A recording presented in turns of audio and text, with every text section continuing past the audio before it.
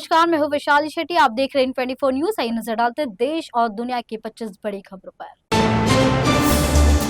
महाराष्ट्र की राजनीति में एक बार फिर आया बड़ा भूचाल। सीएम देवेंद्र फडणवीस और एकनाथ शिंदे को झूठे केस में फंसाने की साजिश का हुआ खुलासा। पूर्व डीजीपी समेत 3 अधिकारियों पर केस होगा दर्ज। मुंबई में बीजेपी और शिवसेना के कार्यकर्ताओं के बीच टकराव। वार्ड नंबर 173 में बीजेपी और शिंदे गुट के कार्यकर्ताओं के बीच नारेबाजी और झड़प। इस दौरान बीजेपी कार्यकर्ताओं ने लगाए 50 खोखे एकदम ओके के नारे।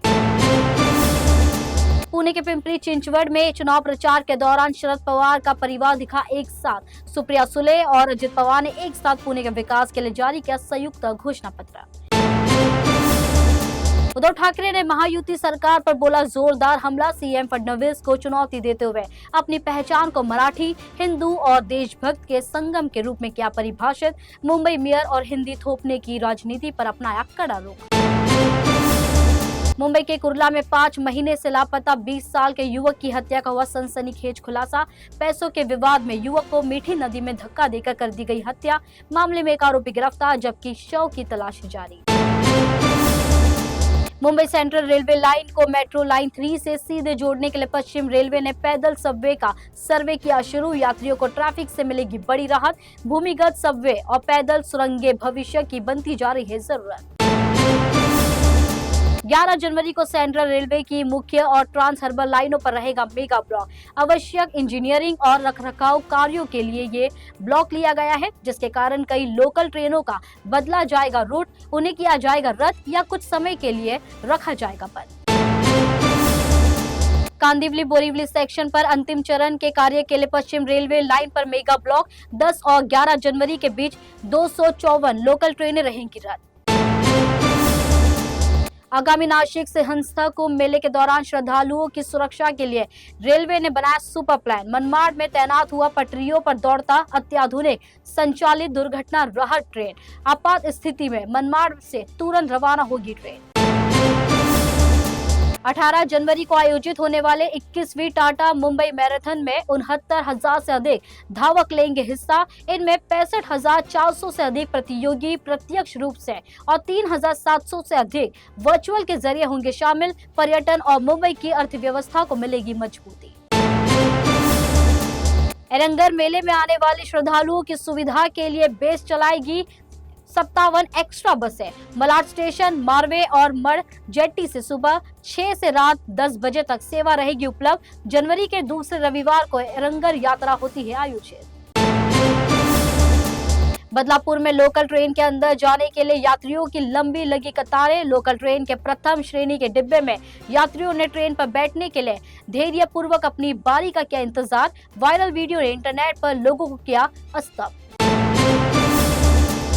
सीडीएस जनरल अनिल चौहान ने ऑपरेशन सिंदूर पर दिया बयान। कहा, ऑपरेशन की वजह से पाकिस्तान को अपनी सैन्य रणनीति में बदलाव करने के लिए होना पड़ा मजबूर। कार्रवाई ने इस्लामाबाद की रणनीतिक स्थिति को कर दिया कमजोर।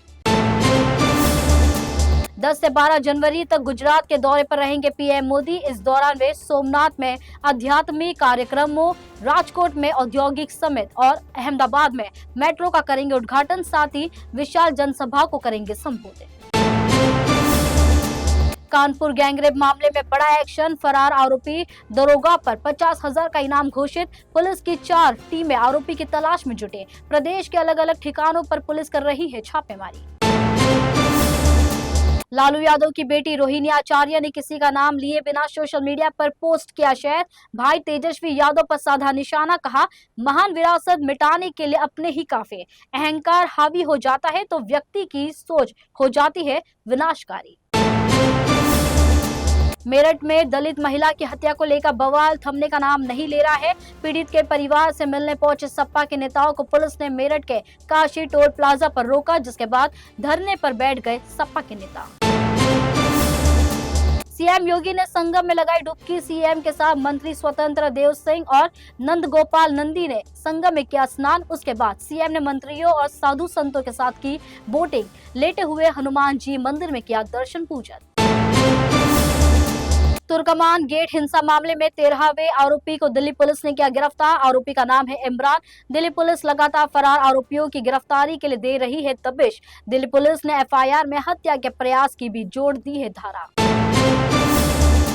केंद्रीय वित्त मंत्री निर्मला सीतारमण की अध्यक्षता में राज्यों केंद्र शासित प्रदेशों के वित्त मंत्रियों की हुई वार्षिक प्री बजट बैठक। दिल्ली के मुख्यमंत्री रेखा गुप्ता बैठक में हुई शामिल। दिल्ली के अशोका होटल चाणक्यपुरी में बैठक का आयोजन हुआ। सिख गुरुओं के अपमान पर सियासी संग्राम तेज। मंत्री कपिल मिश्रा पर पंजाब में एफआईआर को लेकर दिल्ली विधानसभा ने पंजाब के DGP, special DGP, cyber cell और जालंधर के पुलिस कमिश्नर को जारी किया नोटिस और मांगा जवाब। कोलकाता में ईडी रेड मामले में ममता बनर्जी ने सुप्रीम कोर्ट का किया रुख। पश्चिम बंगाल सरकार ने सुप्रीम कोर्ट में कैवियत की दाखिल। ममता सरकार की मांग ऐसी, उनका पक्ष सुने बिना कोई एक तरफा आदेश न करे पास। ओडिशा में इंडिया वन एयर का चार्टर्ड विमान हुआ दुर्घटनाग्रस्त। हादसे में हताहत होने की नहीं है सूचना। विमान में पायलट समेत कुल 9 लोग थे सवार, जिन्हें आई है चोटें। सभी को नजदीकी अस्पताल में कराया भर्ती। दिल्ली के शालीमार बाग में महिला की दिन दहाड़े गोली मारकर हत्या। पति की 3 साल पहले हुई हत्या का केस सुप्रीम कोर्ट में लड़ रही थी महिला। पुलिस को है शक पति के प्रॉपर्टी विवाद से जुड़े मामले की गवाह होने के कारण पत्नी की हुई हत्या। ईरान में खामेनेई सरकार के खिलाफ जनता का फूटा गुस्सा। बीते 14 दिनों में बड़ी संख्या में सड़कों पर उतरकर लोग कर रहे विरोध प्रदर्शन। सूत्रों के मुताबिक सरकार ने प्रदर्शनकारियों पर चलाई गोलियां, जिसमें 200 से अधिक लोगों की हो चुकी है मौत। देश और दुनिया की तमाम बड़ी खबरों को देखने के लिए देखते रहिए N24 न्यूज। मुझे दीजिए इजाजत। नमस्कार।